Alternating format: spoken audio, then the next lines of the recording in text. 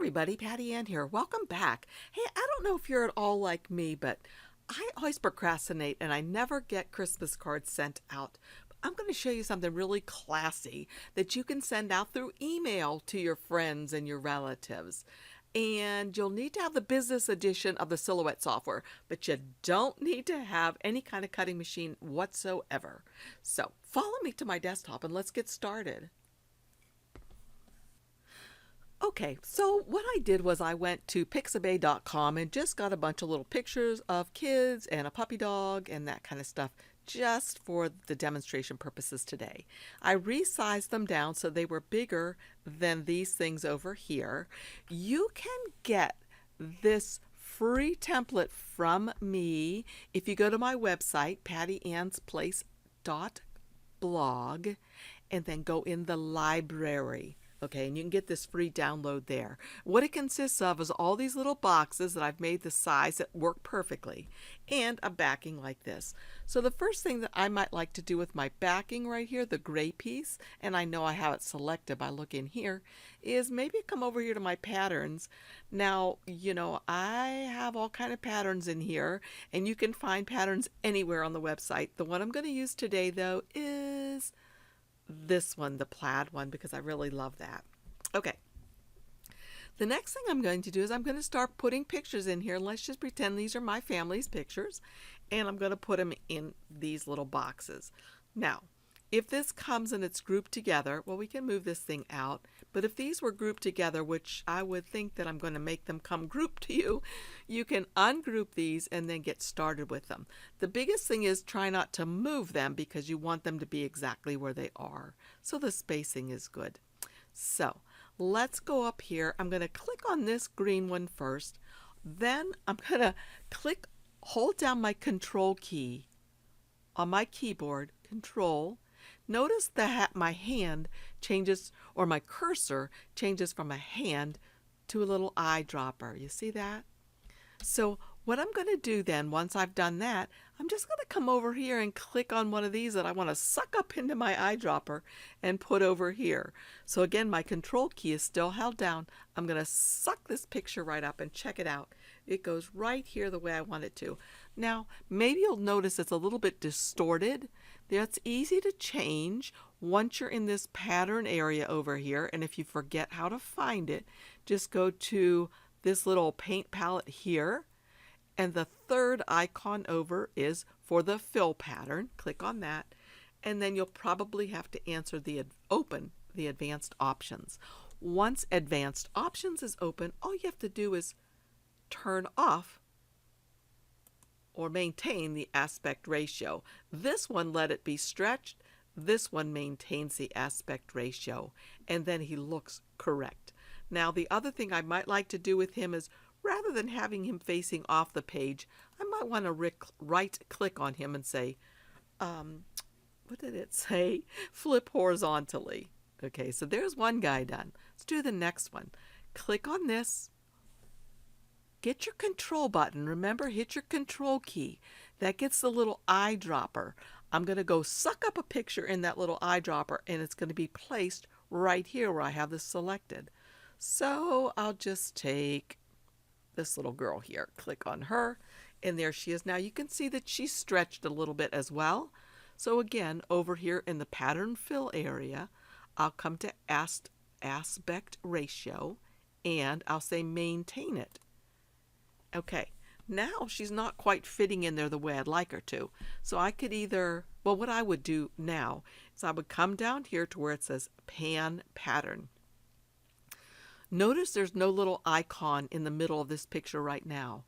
As soon as I click on pan pattern, did you see this little icon came here? So what that allows me to do now is pan this pattern any way I'd like it to be.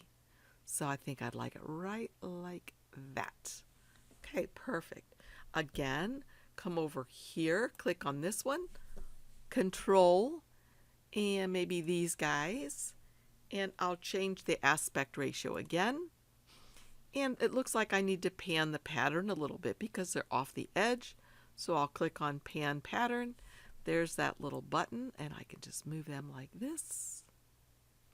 Now you do want to make sure that you don't get what I just got here with it duplicating itself. So I want to make sure that it's just one solid picture like that. Okay, the next one I'm going to do is this little boy right here. I'm going to click on this. Control, I get my sucking up eyedropper. It's actually this eyedropper over here that's called the transfer properties dropper. I'm going to suck this picture right up into there. Notice it got distorted. So I've got to come over here in the pattern fill area again and change the aspect ratio. I could scale it up or down if I wanted to, and maybe I want to get rid of that little what do you call it? Shovel that I don't want. And I think I'll pan it a little bit too and just pan it over a little bit like that. Like that a lot better. Okay, let's see. The next one I do, I guess, will be this one. Click on this, hold down the control, and suck up these little girls like that. Again, I want them facing in towards the design, not out. So I'm going to right click and say flip horizontally. I pretty much like how they look here, but I'll change that just in case. Okay, the last thing that I did was I just changed this to white. You can change it any color you'd like it to be. I changed mine to white, and then I just came over here to the text tool and typed in Merry Christmas. On the next line I put Christmas. And I used a font that I really like. I got this one, I think, from dafont.com. So I'll go over here first to the font area, the text style panel. First thing I'm going to do is I'm going to make that centered, like that. The next thing I'm going to do is get the font that I like, and it happens to be right up here. It's called Moon Child Caps. I just think it's kind of cool looking. Whoops. First of all, I got to click off and click back onto the text. Then I can change it to Moon Child Caps, and I can make it smaller if I'd like. Move it over.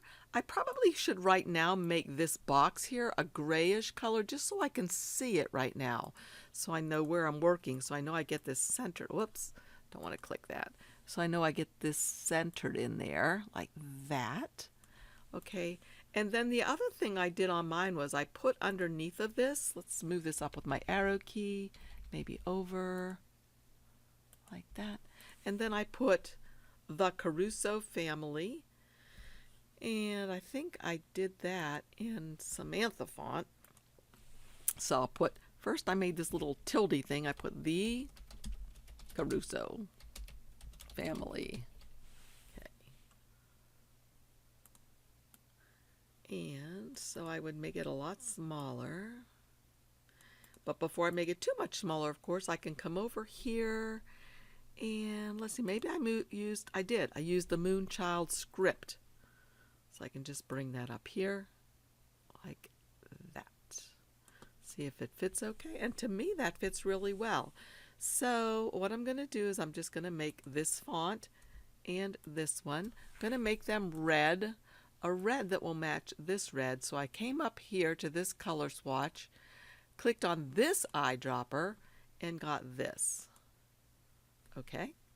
And I'm going to turn off the line color just so it doesn't bother me. And I may change this to white. Let's see what it looks like if I left it gray. You know, I kind of like a gray color too. I kind of like that better maybe. So let me go ahead and grab all these things right now and group them. All right, what happened with him? Let's see. I think I need to weld that. Sometimes, for some reason, it doesn't let you do some of the stuff you'd like. So I welded him so he stayed put that time. And now I can come over here. I do have this group now, so it's all staying together. So notice I had to weld him or he flipped around like I didn't want him to.